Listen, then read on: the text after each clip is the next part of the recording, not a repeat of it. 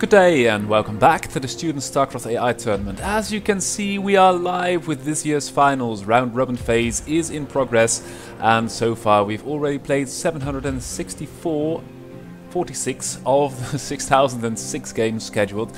So everything is going well, and I've also got to say thank you very much for everyone who is supporting us on Patreon, because that is absolutely amazing. We've almost gotten the first hallmark. We've got the first 100 a month to keep this tournament running for the hardware and the hosting. And before we hop into the game, I would like to ask you to help us out with the Liquipedia page. It's a wiki of teamliquid.net, and I'll link to it in the video description. We have over, well, we have exactly 78 bots, and all of them need a page. So this is last year's page, and still we have many bots without an official page. So please help us out making this happen. I'd so much like for every bot to have a page, and of course spread the word. And as we'll be approaching the finals, spam it on Facebook, Twitter, on whatever the youth uses this day and age. So without further ado, let's hop into the first game. It was suggested to me by Dan Gant, who is the author of one of the authors of Cherry Pie by Facebook, and also the lone author of Purple Wave. And Purple Wave, of course, is still competing in this tournament, but not really for prizes, not for the final stages. And he was kind enough to send me a lot of games, because with all the new bots it's hard to find good games. And what the approach will be today, I will be showing you a lot of games with, I think, the first half of the playing field, and the next broadcast will be about the bottom half of the playing field. And of course the recommended games. You can see my email address here at the top left. You can recommend me games and I will try to cast them. Or I haven't been able to do so because I got so many suggestions already. Martin Reukers, LitaBot, thank you very much as well. And of course Dan Gant. But I've also have to have my schedule casted. So that's all up and running, and you can see the high definition broadcast solution by OpenBW.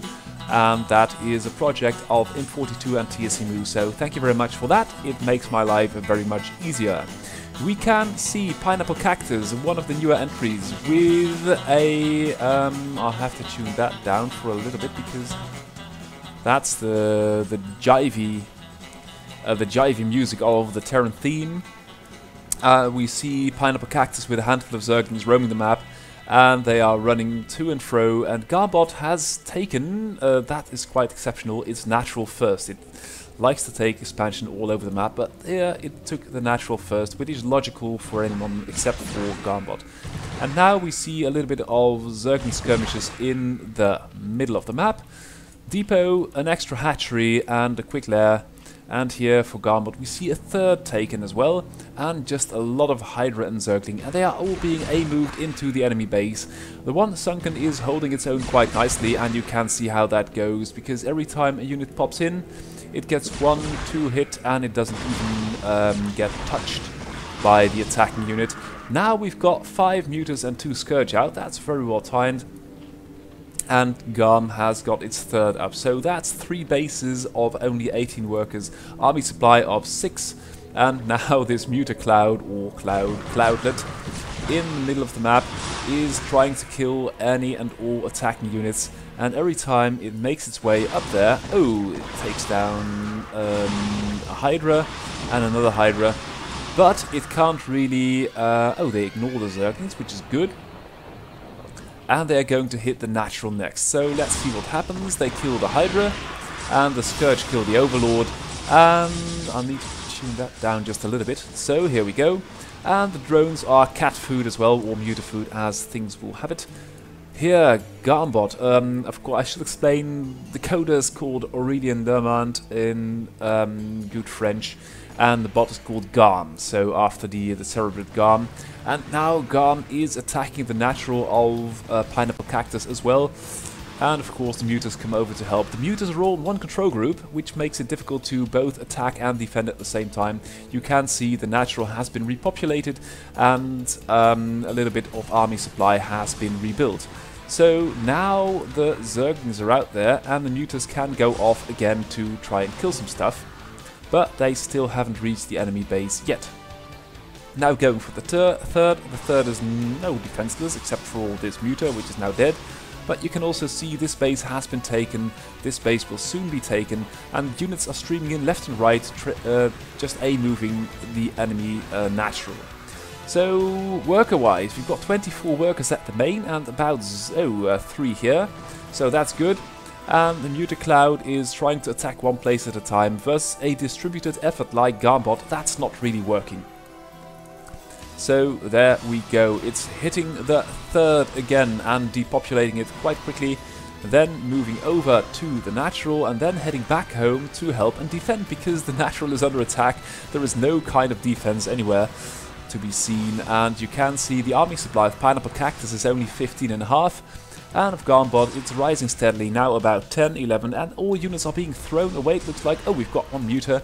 It swallows a Scourge, so eco-wise, GarmBot is, although it's losing workers at an atrocious rate, it's getting stuff done. Oh, it's got a Lurker too, so that's pretty good.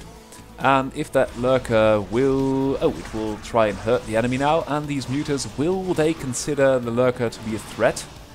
The Lurker is only burrowing and unburrowing, it's not attacking anymore. Main theme is that Pineapple Cactus at this point is under attack, and GarmBot has got the map, has got 4 bases, and is just going to stream in units left and right.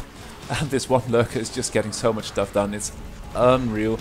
And I think every time a Lurker has seen an enemy, it can't move any further from that position. So that is a small flaw. Third being taken by Pineapple Cactus, that's good. And these 2 Lurkers are burrowing, unburrowing, and not getting anything done whatsoever. So, yeah, we've got this small muter cloud, and you can see that Pineapple Cactus army is growing. Supply-wise, they're about even, and that's mainly because GarmBot has got 40 workers. Now taking another base over here, and otherwise, oh, Tech to Hive, that's pretty cute. A couple of Sunkens, that's also pretty good. And teching to another Hive or lair, I don't know. That's pretty weird. Still, the muter cloud is there, and these... oh, we've got 2 Lurkers, that's pretty good. We've got a white and a green Lurker, so Pineapple Cactus really putting all the tech stops, has got another base, and seems to be taking over this game. You can see the army supply of Garm used to be 11 earlier, now only about 11, but considering the enemy got so much better, it's actually improving. And you can now see these Lurker battles are totally unfair. And ooh, there is no Lurker for Garm, so it can't really fend off the enemy cloaked units, or burrowed units as they are. So now the muters are over the drone lines again. And is this going to be a... yeah, that's going to be a spore, but it's also going to be dead. So that's that, as they say.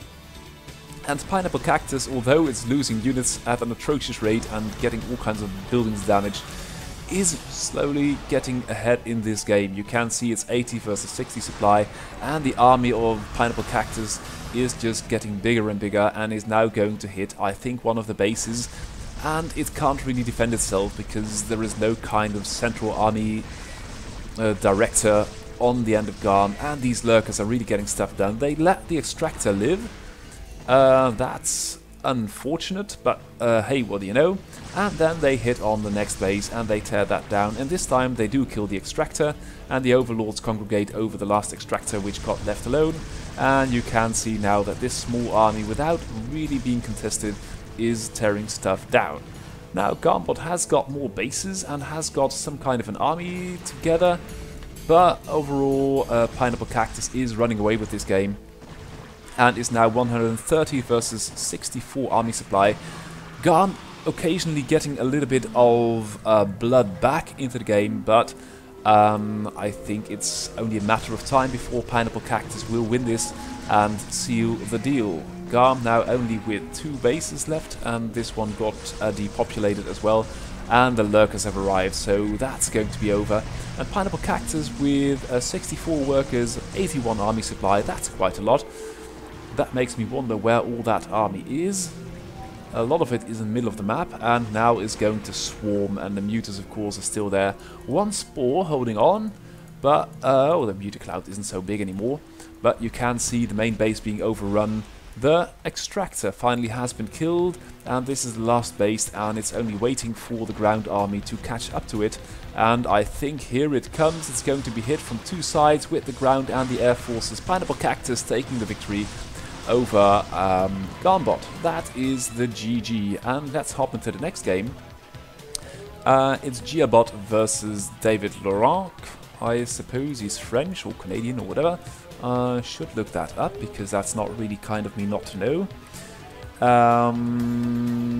So yeah, that's that. And GeoBot, of course, is a Korean bot by Churchill, and I don't really know how this is going to play out, but it's a Zerg versus Zerg, and that's always trouble.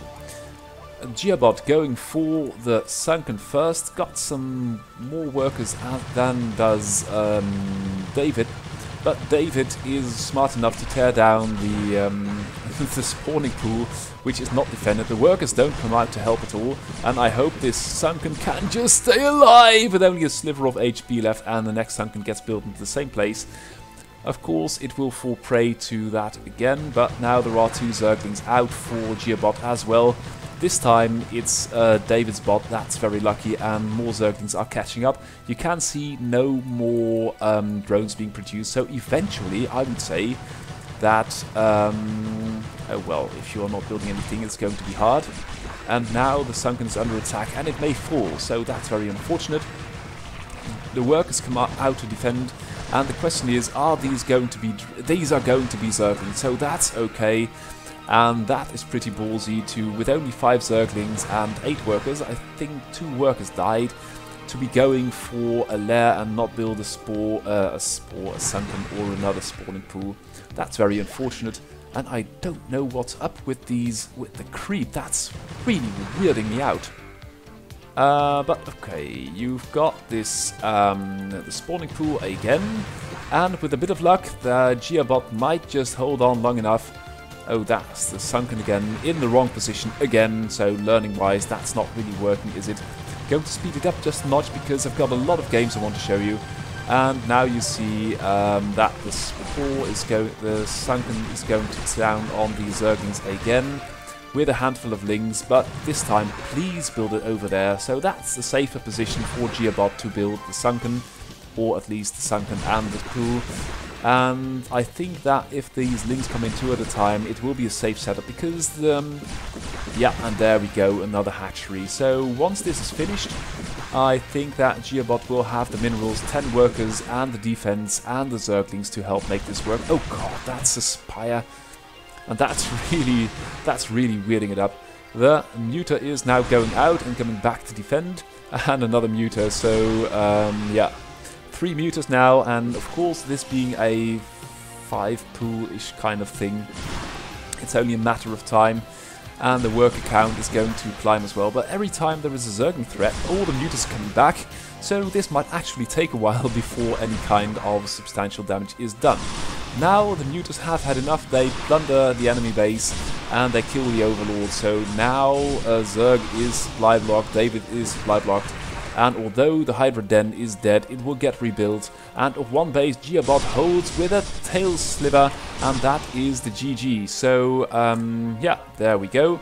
Let's hop into the next game, which is McRae versus IceLab. I got that one recommended by Dan as well.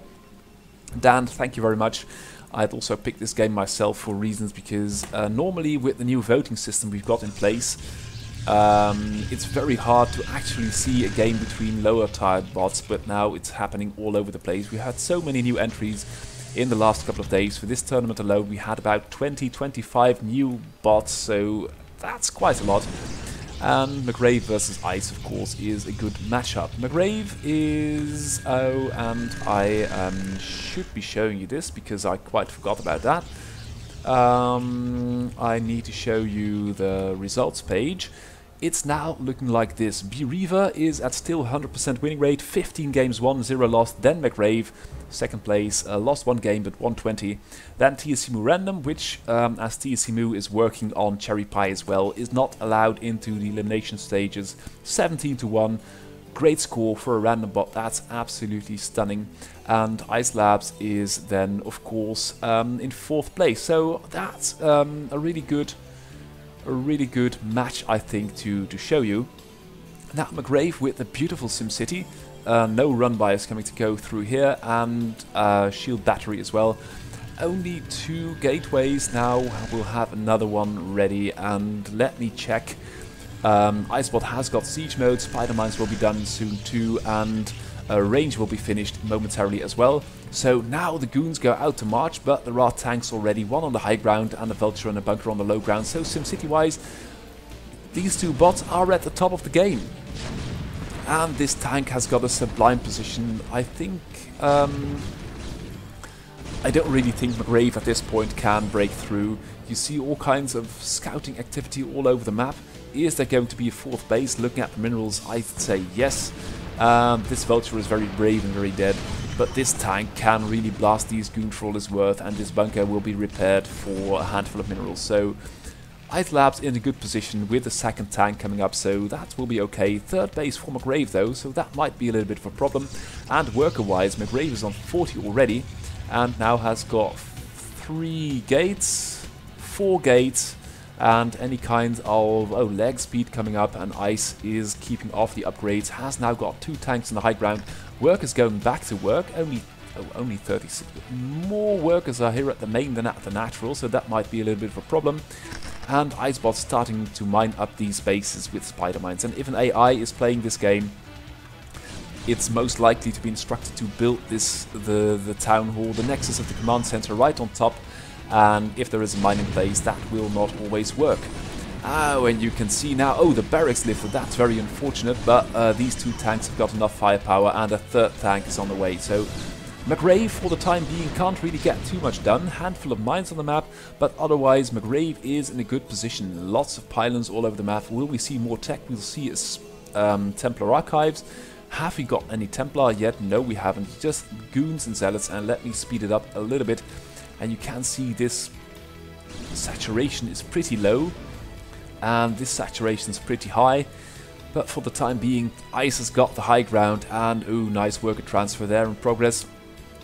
And I should be telling you somewhat about the tournament as well, because if you have got no idea what you are watching, this is the largest tournament for AIs, artificial intelligences, robots playing the most beautiful game in the world, which is StarCraft Brood War. And we have 78 players this time, so this is the biggest the tournament has ever been. We have enjoyed a lot of attention over the years, but it's now really, it looks like it's, look at all these tanks here. It's coming into its stride, it's growing, and also Google, Facebook, Alibaba are creating their AIs. The Facebook AI Cherry Pie is actually in this tournament. And after placing 6th in the AIIDE tournament, which is another tournament for these AIs playing StarCraft. We've got 3 major tournaments now, so that's pretty good. But the challenge after chess, after Go and after poker is this incredibly complex game, because the map is not 8x8 like chess. If this map, for example, is 128 long and 128 high. And look at the action going on. And the storm on the high ground. That's pretty good. But still, the tanks are in a sublime position, doing lots of damage. And of course, the zealots are powering through. The 4th base for McRae has been started. But the tank, now a tank on the low ground as well, is holding its own. Ice, the master of defense, should repair its tanks perhaps, but it's working still, it's fighting still, and these Templar are... no, it's not. It's tearing down the depot as part of the wall to have free egress to the rest of the map, but that's not going to help you a lot if there is a lot of zealotry outside your base. But the tank count is growing now, also being repaired. That's pretty good. And a couple of mines as well, helping against the Templar. Have we got any Dark Templar? Doesn't look like it, but McRae is going all out macro, and that is an impressive sight to see. Another probe transfer.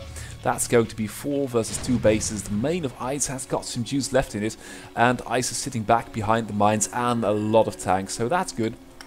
But what I was going on about is that this game is incredibly complex, and although you cannot see it right now, the players or the AIs, they have got no mineral hack, they've got no map hack.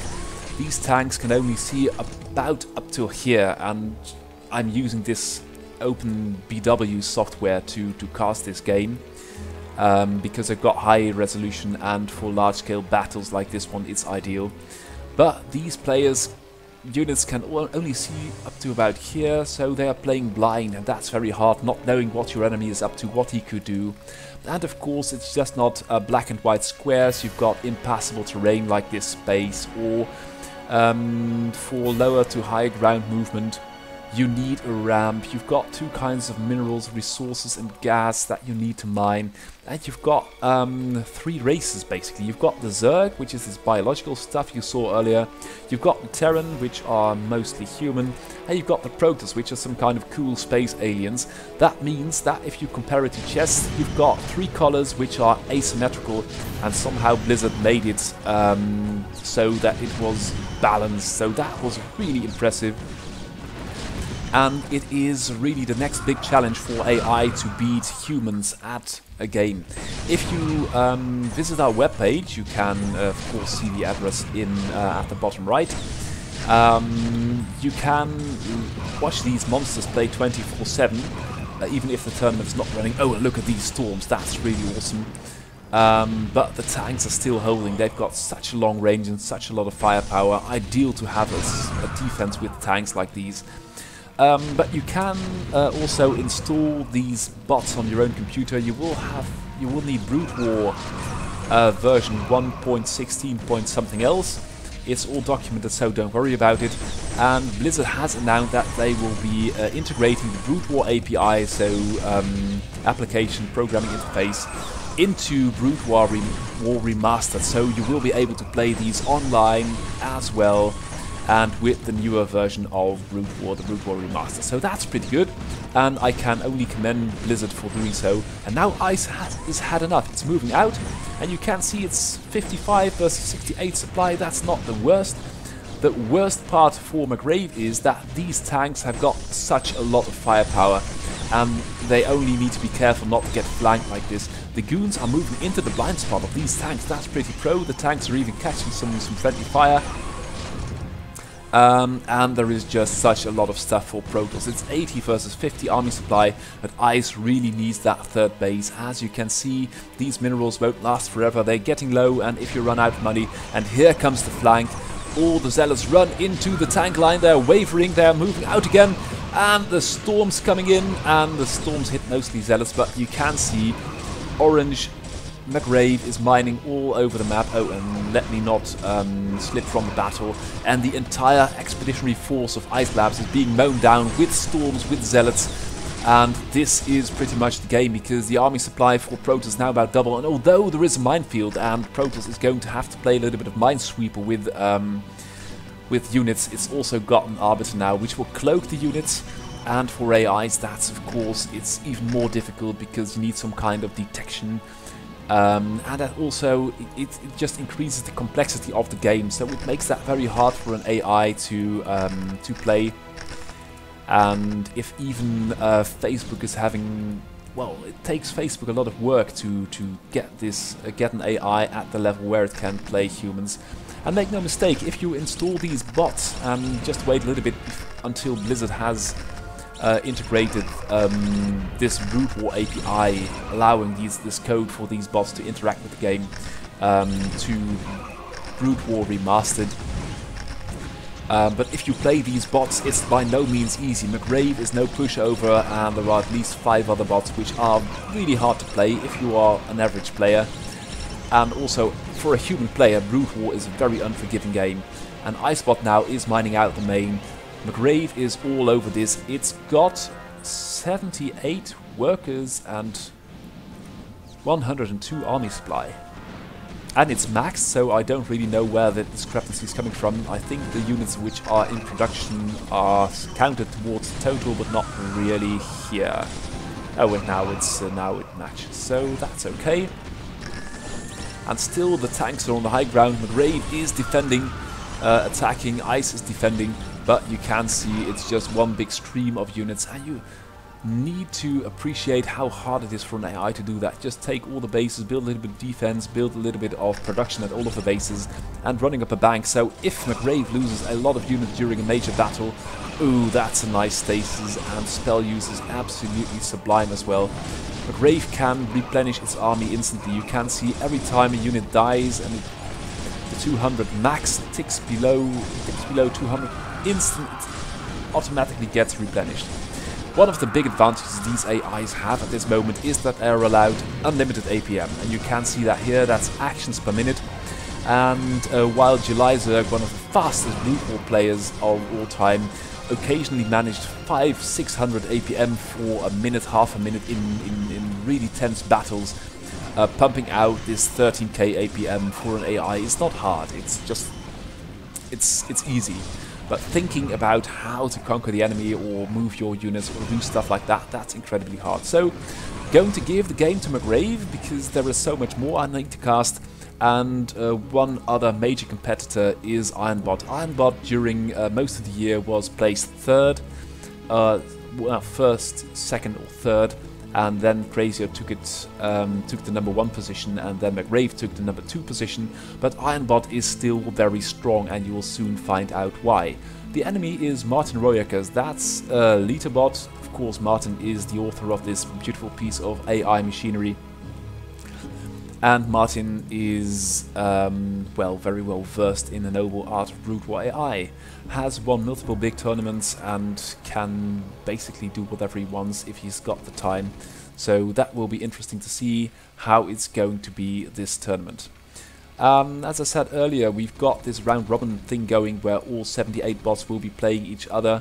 We've got 6,006 games scheduled, and after that it's going to be the round of 16 or 32. We haven't quite decided on that, I think, so that needs to be figured out as well.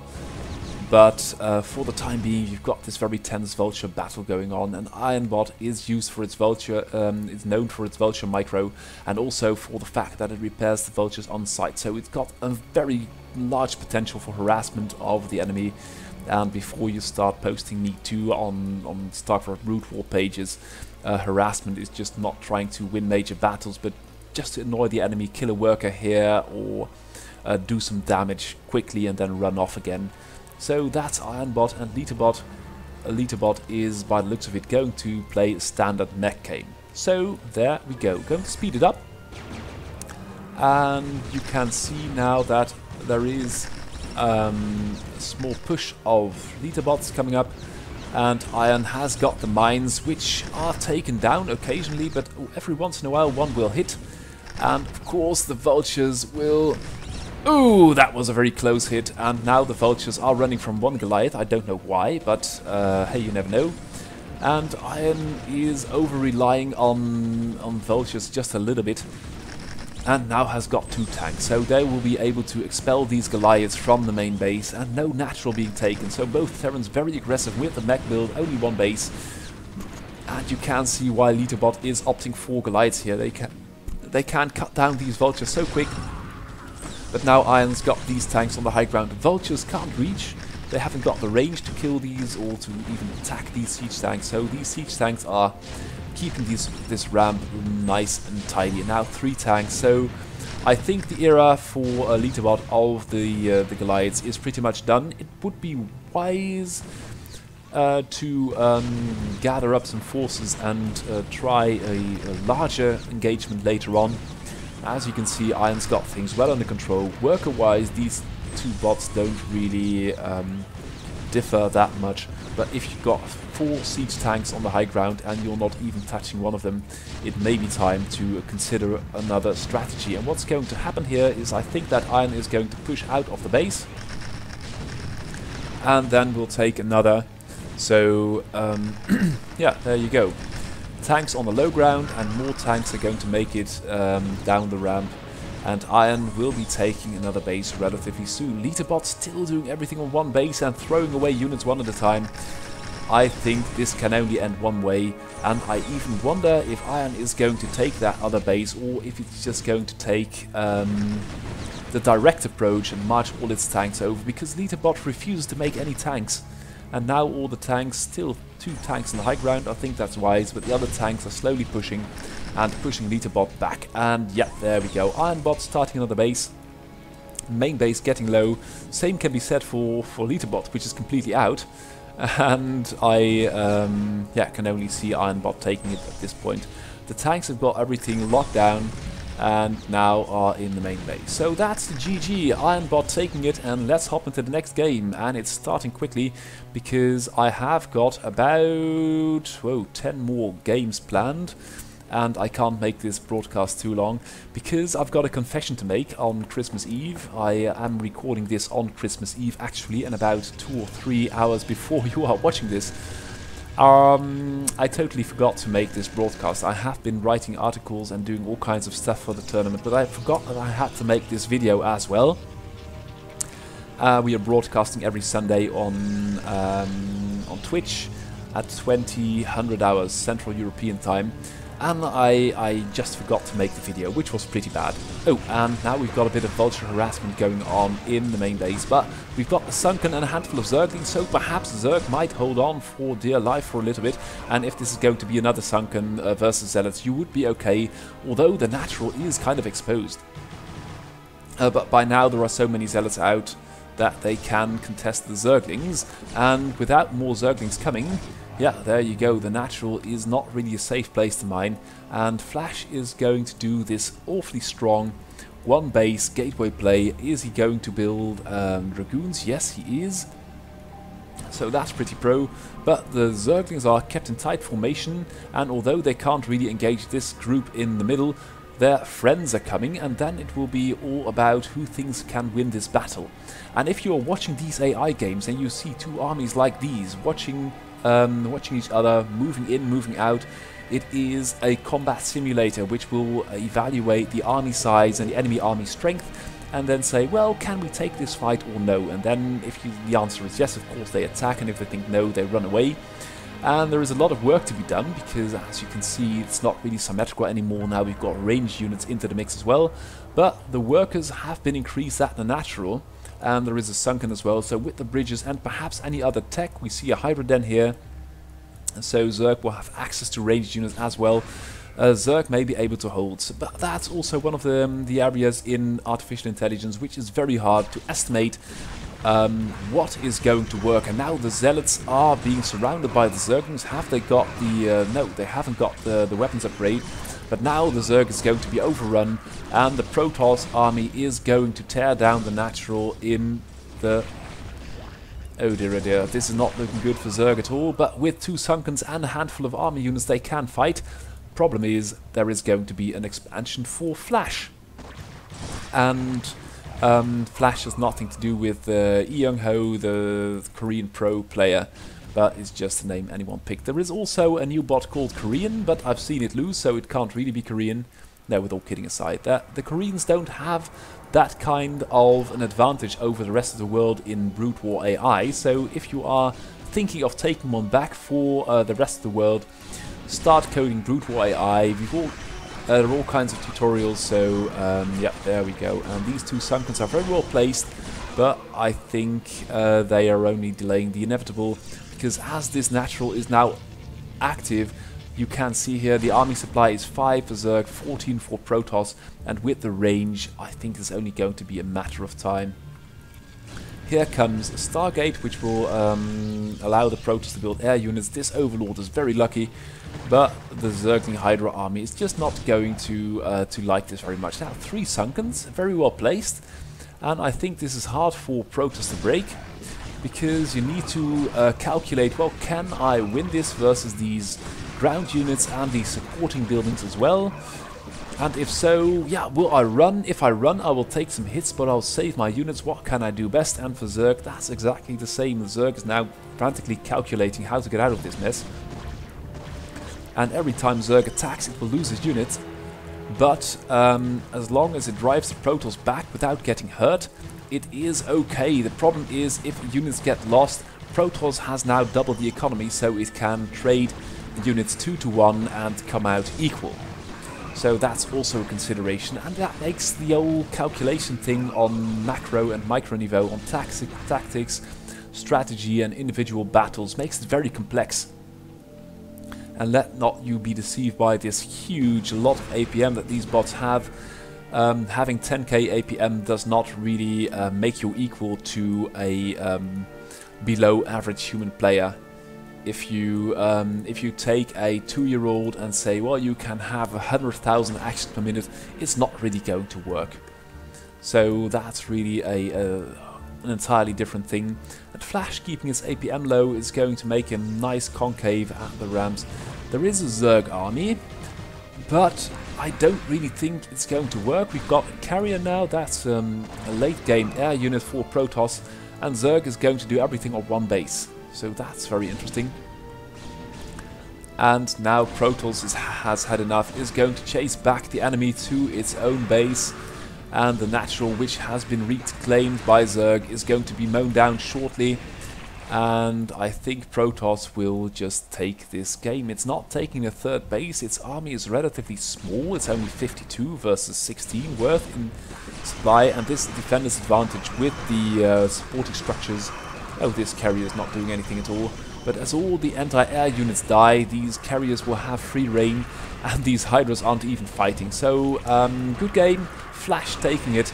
And let's hop into the next game, which is Dave Churchill versus Niels Justensen. And Niels Justensen is a scientist working on Brute War API. So basically, this is the student StarCraft AI tournament. But we've also got a lot of non-students or ex-students or just enthusiasts working on robots. So that shouldn't discourage you. But Niels Justensen is really a scientist, held beautiful presentations on his AI, what he's trying to do. And that doesn't necessarily mean that his bot is the strongest. The same can be said for Dave Churchill. Dave Churchill playing random. And Dave Churchill is, I think he's an associate professor now. And has been running the AIIDE tournament for these robots over in Canada and the United States. So that's pretty impressive, and has made this University of Alberta bot, or UAB, public. And most of these bots are public, so that's not a mean feat. But it can play all 3 races, and there have been about 20 bots now based on it that I know of, and some of them have grown to be pretty good. So not only has he been working hard in hosting a major tournament, he's also been the father or the uncle or whatever of many AIs out there, and you just cannot praise him enough for that. So Dave Churchill, thank you very much, and I hope you do well in this tournament. We see a couple of Marines coming out to fight the enemy, and no kind of gas, so that's just going to be Marines only. But with the range, they can be pretty effective versus these Zealots, which have got quite a limited range of only their swords. But Protoss has got a ranged unit of its own, and is now pushing back the Marines. So going to speed it up just a notch, because, oh, the Marines are growing in numbers now, so trying to get on the attack.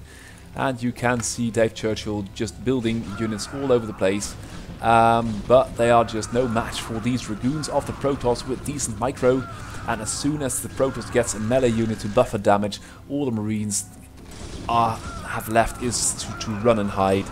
So there they go, and ooh, now they look at that micro, and that's where you use that 1000 APM for, just to dodge all enemy actions and try to shoot every once in a while as well.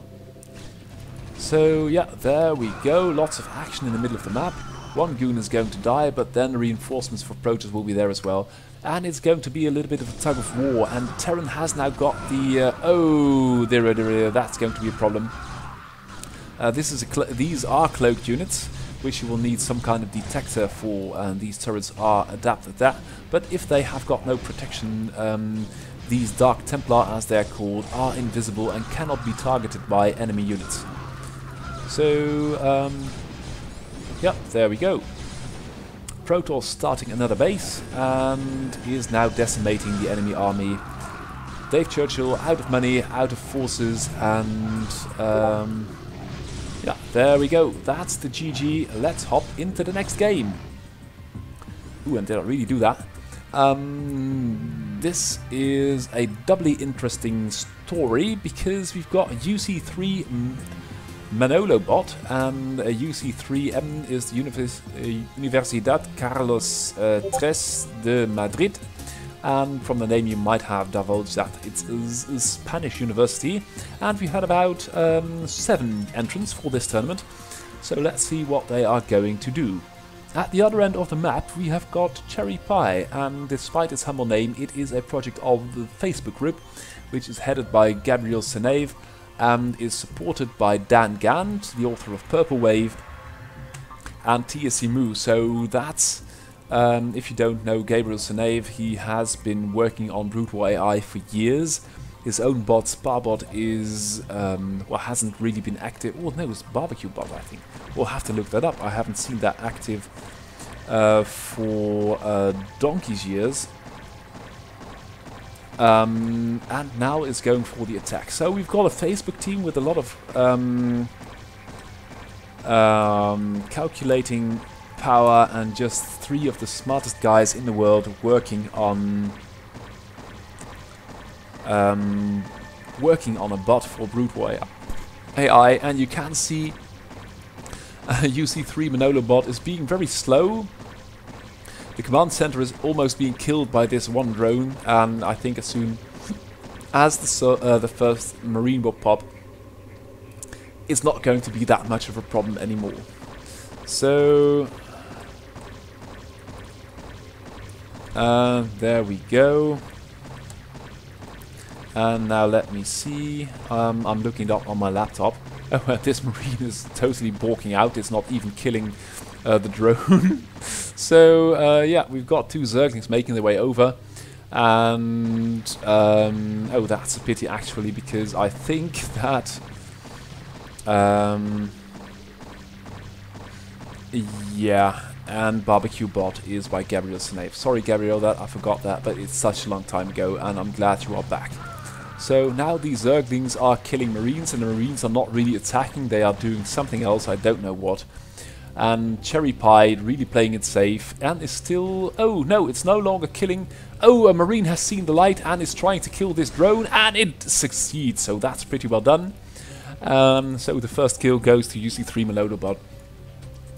And as I said earlier, Cherry Pie took 6th place in AIDE, which is not surprising, but because it's such a hard game even for a company like Facebook, and it's not really like, you can't really brute force a game like StarCraft Brute War, and it's so very hard to build a bot. And oh, this Firebat is doing massive damage, but these Marines are really stupid. That's really beyond me.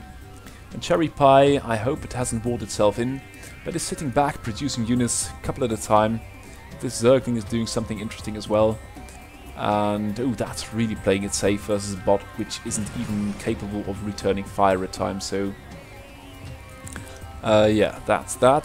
3rd, 4th base being taken.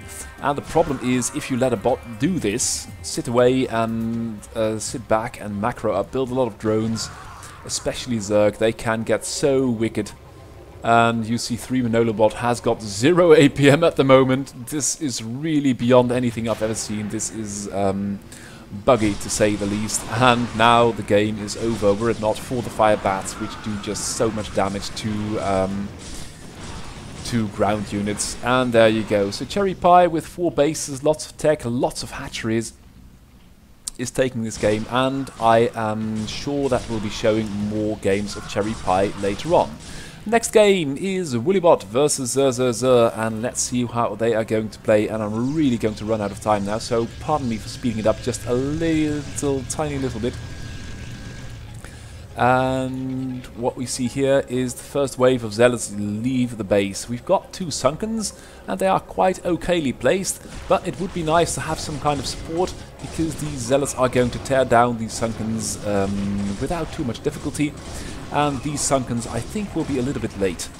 That said, the drones are now coming off the line to help and fight, and they do quite a bit of damage, but I think the damage is going to be done, and these reinforcing Zealots are going to be able to seal the deal for Protoss. And Zerg is now without an army, without defensive structures, and there are zealots coming. So that's also how you can win. Just send a couple of units straight up into the enemy base. And that is the GG. And the next game, and I will have to take a little bit more time for this. The initial stages, I can speed it up to 1024 times normal speed. That's really impressive. But KillAll is going for a handful of Zerglings first, so that's basically just a 5 pool. And Terran, how will you deal with that? Because you are going to need Marines, and I hope that's a bunker. Oh, the Zerglings run off to the wrong way. They don't fight the enemy, and now are going for the right way. And we've got the bunker here and the rest of the buildings there, so that's going to be a bit of a goo-goo. And you can see if you're not protecting your buildings right, you are going to suffer. And now they're going to find the enemy bunker and they're going to attack it. Or they're going to attack the workers, but that's not really working. And now they're going to head back. So AI-wise, that's not really ideal, but what have you? It's very hard to decide when you are under attack. And now they tear down this constructing barracks. And it does finish, but it doesn't really work like that. So, Terran in a bit of a quandary. And Zerg just producing units 1 or 2 at a time, because for 1 larva you get 2 Zerglings. But the Zergling count is growing. And yeah, that is going to be the game. Here the bunker comes, and they don't want to attack the bunker, they want to attack the workers. But there is no kind of armor unit producing building anymore, so that is the game, as they say. And now they will have to come and kill this bunker. Or can Terran still build it back? No, it insists on building the buildings outside of the protective range of the bunker. And that can really end only in one way. You can see it's not even mining minerals anymore, so it hasn't got the balancing thing going on. That's very unfortunate. Next game. GeoBot, again, hello GeoBot, and at the other end of the map, GeoBot, Korean Zerg, be careful. We've got MatNix Protoss, which is a random bot, and I think it's Kurdiumov who wrote it. MatNix, and oh no, it's Oyvind Johansen, which Oyvind Johansen, the player and the bot, made quite a splash for producing a very acceptable random playing bot, and that's very good. And here we see again 4 zealots and 1 sunken, 2 sunkens now. The zealots run back, and that's just as well for Zerg, because the zealots would have demolished these buildings easily. And Protoss will have to send some reinforcements. Meanwhile, what is Zerg going to do? Zerg's got quite a bit of money, but no units, and I think that is strange, but you never know. And let's see what we are going to get. We are going to see more workers. The army supply is 0, and that's very, very unusual. Now building more sunkens, and that is valid, but you're not going to get away with that for long, I suppose. Oh, and going to build a lurker. That's good, because a lurker is burrowed and can attack while burrowed, so you need some kind of detection, some kind of a scouting unit, special scouting unit to help find it, and that's a nice ninja expansion. So I think Zerg is in an okay position. I don't know what this is. And you can see how well this defensive support setup is working now. We've got 3 lurkers, quite a respectable number of drones and defensive structures, and a ninja base on the other end of the map. Now Protoss is building all kinds of buildings all over the place.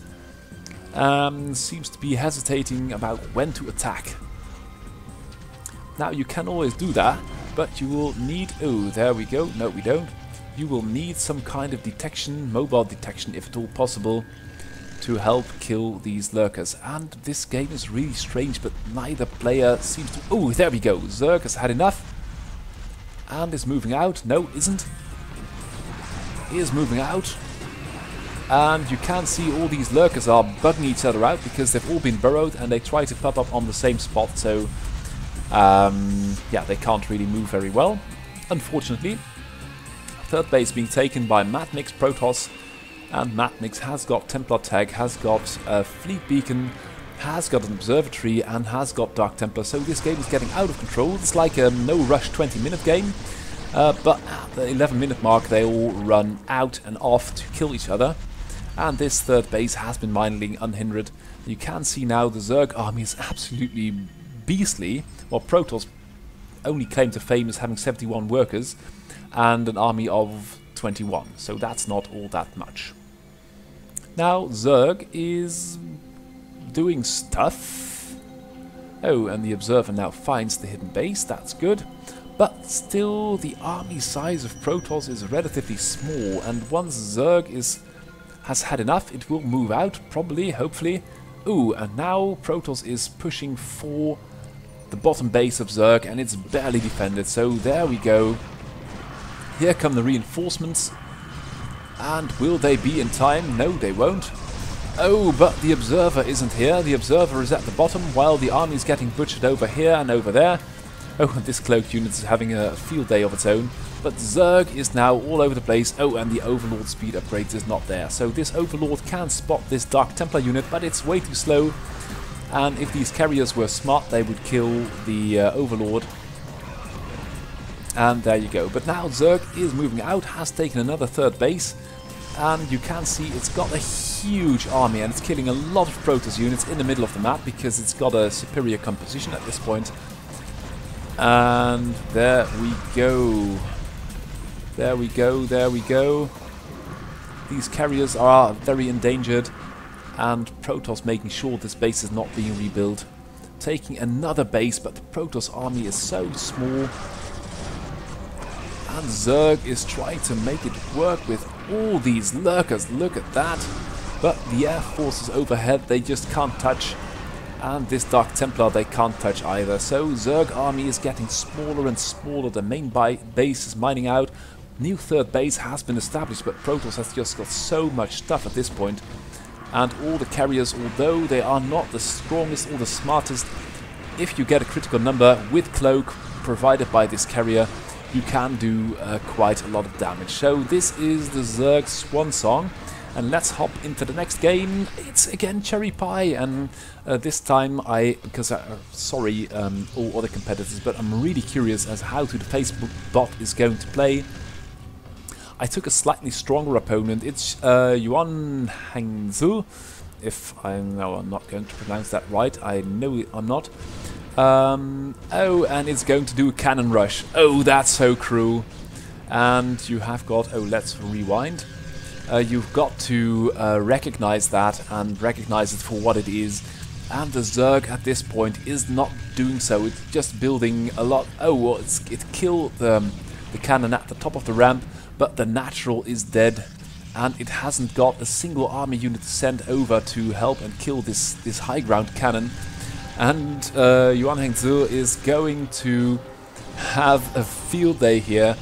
And you can see Zerg can't get out. It's trying to build workers, but it will need attacking units, and it has not correctly assessed the situation. And the cannons are only going to grow in numbers. But Zerg has escaped. That's its claim to fame, and perhaps it might stage a comeback from there.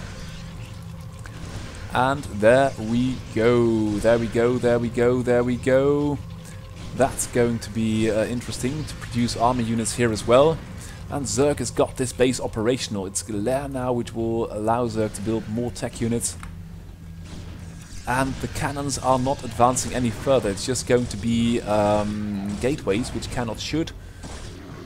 And the army might do something about these zealots. That would really be welcome. And Zerg is now trying to re-establish a base over here. While losing all of its drones here. That's unfortunate, and all the technology is here as well, and these units refuse to fight for some reason. And there we go. So a small contingent of Zerglings, but this base is now defended, and that's a very cruel trick that YuanHangZu is playing. And yeah, there you go. In the end, oh, the Zerg army is fighting now, but with the ranged support of these cannons. Well, will Zerg hold? Actually, Zerg might still hold. It just can't get in here, and all these units are getting killed by these cannons. They're trying to reach their friends in the main base. And this is going to be a little bit of muddle. And Protoss is just building a lot of zealots over here. Killing everything, that's okay. All the army units are dead. And Zerg has now been relegated to this base at the bottom of the map. And it's got no technology left, so that's very unfortunate. It's got a little bit of an army here and some overlords there. And Protoss now is trying to find the enemy. Or is it? It's trying not to bug out too much. Zerg has got another base here. And is transferring workers. The Protoss units are far. They are scouting and they have found the enemy. And if Zerg doesn't pull something magical out of its hat, it's not going to work. And oh, the classical music of the Terran death scene is over us as well. So here goes the Zerg base, and although Zerg has got a bit of an army of its own, it's not really going to work. That's a lot of Zerglings though. I just can't see this working. And now we've got a massive Zealot on Zergling battle. Some air units might have been handy, and these Zerglings will now have to fight. The Zerg is mined out, and the major battle in the middle is won by Protoss. GG, Cherry Pie loses to YuanHangZu. Next game, it's SteamHammer versus ThomasVita, and again, stories to tell. ThomasVita is really old school, is the carrier bot, will also build cannons, but just to be sure, it will only build them to defend itself and then build weapons of mass destruction behind that. SteamHammer is, J. Scott, can't thank you enough, is a continuation of the University of Alberta bot. Jay took SteamHammer, or took University of Alberta bot and then built SteamHammer, and on SteamHammer also very many bots have been based. So that is really the advantage of working open source. Anyone else can take your AI and run with it. Invent a new angle, do new stuff, and you can see here SteamHammer is building so many bases all over the map. And here we go. Simp is trying to build carriers, is building carriers, but by now SteamHammer has taken nearly all the bases and has got a huge workforce, 64 drones, that's almost double the number of workers for Protoss, and is going to build forces soon.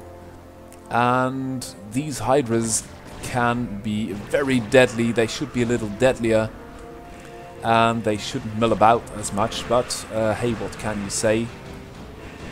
And these suicide air units, they do a lot of damage, but they will die after that.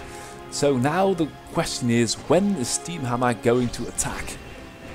And the Hydras aren't attacking at all. That's very, very strange. And SteamHammer has got a winning composition, I would say, but it's just refusing to attack the enemy at this point. Meanwhile, more forces are being streamed in from all angles, but the units are just not attacking, and that's very strange and unfortunate. And I wonder what has come over SteamHammer's units. The Protoss has taken a third base, is building more units in its main, but these units are so stupid they refuse to attack, and there are so many Zerg units at this point for 74 workers, a huge army, but no one is thinking of attacking the enemy. Oh, now they attack a little bit, and you can see the Protoss units die immediately. The third base is being set on as well. 60 army supply will tear that down too, and then try to do something about these units in the middle of the map. And that is going to be a hard fight. Army supply wise, SteamHammer is okay. You can see the fighting is happening in the middle of the map, and so the Zerg economy is not being touched. And Zerg has got so many Zerglings which are absolutely useless in killing air units. Zerg is keeping the Protoss locked down, but if only these units would try and attack the enemy, that would be really great, and is now trying to do it with Devourers. And the Protoss is sort of mining out right now and is trying to get another base, but it will be torn down again soon too. But for the time being, I think SteamHammer could have done this a little bit more efficiently. I like the strategy, taking the entire map and just running with it. Now the main base for Protoss is out. And Zerg has got so many units. These units of Protoss are very, very strong. But there are just too many units for Zerg at this point, I feel. The army supply is 70 versus 50, and although Zerg is throwing away units at an alarming rate, the ground army is raiding the main base of Protoss. And although perhaps this army of Protoss will prevail or survive, that is the GG. And I am going to take the last game which is BeReiva versus MarineHell. And BeReiva was the number 1. Yeah, that's why I picked it. 15 games won, 0 lost, and then the rest of pack. So I'm going to show you why it is that good. And MarineHell is, well, I'm not giving anything away if I say it's going to build a lot of Marines, going for 2 barracks and some depots. And the scouting probe is being a huge pain, but with the bunker and 2 barracks producing Marines, oh, only 1 barracks producing Marines, that's unfortunate, but another one is being started.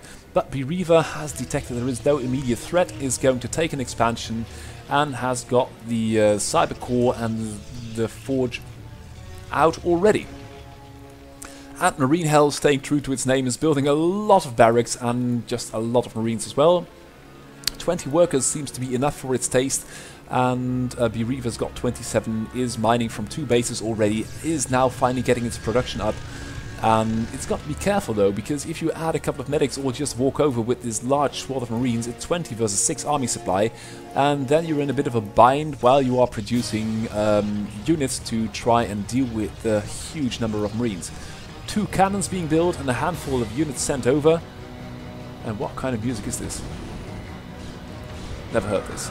Okay, so the Marines can pick a fair fight, and Protoss will have to run, taking a 3rd base as well. But Terran is in an okay position still. The question is, yeah, there we go. We've got a shuttle with a Reaver, and ooh, that's going to hurt. Boom! There you go. So we've got 2 speaking names. We've got MarineHell and BeReiva. And if you're not going to rebuild those workers, you're going to be out of this game pretty quickly. Now the workers are going to be shot to pieces because this Reaver is one-shotting them every time. And now MarineHell's out of workers. BeReiva's got the map, and it can macro defend and do some quite splendid harass.